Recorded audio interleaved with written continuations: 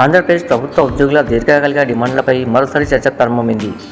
ముఖ్యమంత్రిని కలిసిన ఉద్యోగ సంఘాల ప్రతినిధులు పీఆర్సీ, ఐఆర్, పెండింగ్ బకాయిలు, ఉపాధ్యాయుల సమస్యలపై వినతిపత్రం అందజేయగా ప్రభుత్వం సానుకూలంగా స్పందించినట్లు సంఘ నాయకులు వెల్లడించారు. కుప్పం పర్యటన సందర్భంగా ముఖ్యమంత్రి చంద్రబాబు నాయుడిని చిత్తూరు జిల్లా జేసీ నాయకులు, ఏపీ ఎన్జీఓ సంఘం ప్రతినిధులు కలిసి ఉద్యోగుల సమస్యలను వివరించారు. ఈ సందర్భంగా పలు కీలక అంశాలతో కూడిన వినతి పత్రాన్ని సీఎంకు సమర్పించారు.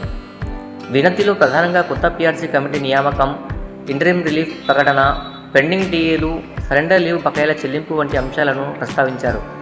అలాగే ఉపాధ్యాయులకు సంబంధించిన టెట్ పరీక్ష మినహాయింపు అంశాన్ని కూడా ప్రభుత్వం దృష్టికి తీసుకెళ్లారు. సంఘ నాయకుల సమాచారం ప్రకారం ఉద్యోగుల సమస్యలను ముఖ్యమంత్రి సానుకూలంగా పరిశీలించి త్వరలోనే పీఆర్సీ కమిటీని ఏర్పాటు చేసి ఐఆర్ ప్రకటనపై చర్యలు తీసుకుంటామని హామీ ఇచ్చినట్లు తెలిపారు. అయితే దీనిపై ప్రభుత్వం నుంచి అధికారిక ఉత్తర్వులు ఇంకా వెలువడాల్సి ఉంది. ఇటీవలి కాలంలో ఉద్యోగ సంఘాలు తమ డిమాండ్ల సాధన కోసం ఉద్యమాలను మరింత ఉధృతం చేస్తున్నాయి. జిల్లాల వారీగా ధర్నాలు, నిరసన కార్యక్రమాలు ప్రకటించడంతో పాటు వివిధ సంఘాలు సంయుక్త కార్యాచరణను కూడా చేపడుతున్నాయి. ఈ పరిణామాల మధ్య జరిగిన ఈ సమావేశం ఉద్యోగ వర్గాల్లో కొత్త ఆశలు రేకెత్తిస్తుంది.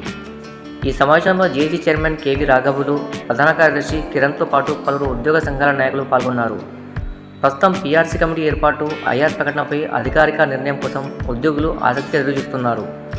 ప్రభుత్వం నుంచి త్వరలో స్పష్టత వచ్చే అవకాశం ఉందనే అభిప్రాయం ఉద్యోగ వర్గాల వ్యక్తమవుతుంది.